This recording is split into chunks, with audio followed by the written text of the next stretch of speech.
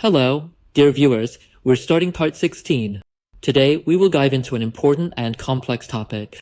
Together, we'll explore serotonin, emotions, and the intricate processes of psychological treatment. As always, we will continue to provide valuable insights to help you develop a deeper understanding. If you're new to the channel, don't forget to subscribe and turn on notifications. Let's get started. Serotonin balloon. Will this burst too? It's up to you. There are millions of people who have been using medication for 10 to 15 years. What kind of serotonin deficiency is this that takes 10 or 15 years and still isn't fixed? When you started medication, the child born back then is now in high school. If the medication is here, where is the treatment? If there is no treatment, where is the medication? Or is there no illness at all? After all, medication treats illness, as we know. If there is no illness, what will the medication treat? A client went to a professor and said, "Professor, I want to check my serotonin levels. I'll pay whatever it costs." The professor replied, "It's measured in America, but it's expensive." When the client said, "I'll sell my car," the professor kicked him out, saying, "Leave, hurry." Why? If it's measured in America, don't the big pharmaceutical companies and psychiatry associations paid and measure it on 1,000 to 2,000 people and remove serotonin from being just a hypothesis? Or is the industry too broke to afford it? Serotonin hypothesis, dopamine hypothesis. For the sake of a hypothesis, oh Lord, how many psychologies are ruined? Call an disease a disease. Only give a medication that works for a disease. Don't settle. Reduce the treatment to just medication. When treatment doesn't work, increase the dose. If that doesn't work, add 2, 3, 4 more boxes of the same type of medication. When treatment still doesn't occur, say you're changing the medication, give the same medication from a different company and pretend it's a new drug. The people will think their medication has changed and feel happy. Steal 1, 2, or 3 years like this. Cut the hot pepper and give them bell pepper instead. Let them think they got tomatoes. Such an exploitation system was never seen, even during the pharaohs of ancient Egypt. When no results are achieved, blame the problem, or say you're resistant, and shift the blame to the public. Think of it like diabetes. Tell them they'll be on medication for life. But Gullah solves these problems only with videos in people's homes, ignoring it. Don't recommend it to anyone. This industry only likes treatments that are solely done through medications in clinics or one-on-one therapy in private offices. Thousands of people recovered at home with only my videos and book. Problems that couldn't be solved in clinics were solved at home. I didn't look for trauma, nor did I raise serotonin. I didn't dig into childhood or listen to life stories. Wasn't every problem supposed to be individual and tackled one by one? I destroyed all these cliches. Not one of them could recommend my videos or my book. Is this industry really well-meaning?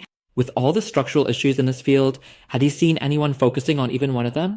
The industry lies right from the name of the problem. Why do you think they don't give up on the disease lie? Without a disease, there would be no logic or foundation for giving medication. Also, if it's not a disease, people's need to seek and receive clinical help would decrease. A young person said, "The CIA is following me, Mom." The mother called the doctor. They hospitalized him with a diagnosis of schizophrenia. 2 days later, CIA agents arrived and took the young man away.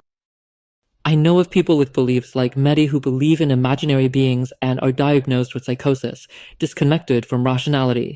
In the last 2 years, they can even label someone with bipolar disorder if they haven't smiled even once. Bipolar disorder means having 2 extreme mood phases. One phase has to be manic, meaning an intense, elevated state. Not even an M of mania exists in them. For done about smiling, many people who don't even have a tiny smile are diagnosed with it. This is the industry. Don't take the diagnoses as divine truths and sacred commandments. Every diagnosis you take ownership of sticks to you along with its complaints. A person who pretends to be ill ends up truly ill. The language of our emotions. The cost of wrong language. The language of emotions. From diagnostic criteria to treatment procedures, everything in this industry is highly problematic and must be viewed with suspicion. That's why we must discuss what emotions really are. Are they just faulty processes like cheap Chinese toys that keep breaking down, or is there more to it? People either don't know their emotions or, due to the industry's programming, misunderstand them. The brain's primary task is to protect us. To do so, it responds with a series of defensive reactions to situations that present a threat or danger. When there is danger, the need for protection arises. Harm comes from dangerous situations. This is actually an incomplete idea. The brain not only responds to real dangers, but also reacts to perceived, imaginary dangers. When the brain detects any form of danger signal, it immediately takes action to protect us. This information reaches the brain through senses and perceptions. Sometimes these perceptions are accurate, and sometimes they send wrong signals due to faulty perceptions. For example, if you see a man wearing a wolf's pelt in the forest, the brain might not understand that the person is human underneath, and it could misinterpret it as a wolf is here, so there is danger. Just like how our army uses tanks, artillery, rockets, and missiles to protect us, the brain uses emotions as weapons to protect us. The appearance of emotions, whether excessive or mild, is not a pathology or disorder. It's just a defense mechanism, activated according to the perceived intensity and type of danger. If the danger is perceived as minor, the brain uses weapons like pistols and shotguns. If it is perceived as severe, rockets and missiles are deployed. The industry, however, looks at the intensity and duration of emotions and labels them as pathological. They focus on the weapon's sound and say, "Oh no, the danger is huge. We need to escape immediately." Do people want to get rid of the weapons protecting them from enemies? Most of the time, these weapons are just training or drill shocks. The industry has made us believe that every shot and every sound of a weapon is an attack from the enemy. It's been encoded in us. Fire equals danger. But in reality, these sounds were just from our army's defensive training. The question is, how valuable is it to know and recognize the truth? What did we say earlier? People fear what they either don't know or misunderstand. When you see a cat in the forest, the fear you feel is not the same as when you see a lion. This is true even for the fear of seeing a rat versus the perceived fear of seeing a snake. Seeing a snake and mistaking a rat for a snake produces the same fear. As I said earlier, real danger and perceived danger lead to the same psychological response. In this sense, panic attacks are a response to perceived danger. It's actually a friendly, protective system. There's only a perceived threat, not an actual one. Can we really say panic disorder when there's nothing wrong with the mechanism but just a perceived threat? Is it our emotional state that is disturbed, or is it the perception of panic that is disturbed? If a firefighter responds to a false alarm, is it a disorder in the firefighter or a problem with the alarm bell? The industry labels the firefighter as malfunctioning and pits us against the system that is trying to protect us. Instead of labeling it a disorder, it should be called a disorder of panic perception. The focus should be on the puppet master, not the puppet. The industry makes us fight with the puppet. They make us shoot at an imaginary target, and when we miss, they want us to escalate the situation and seek medical help.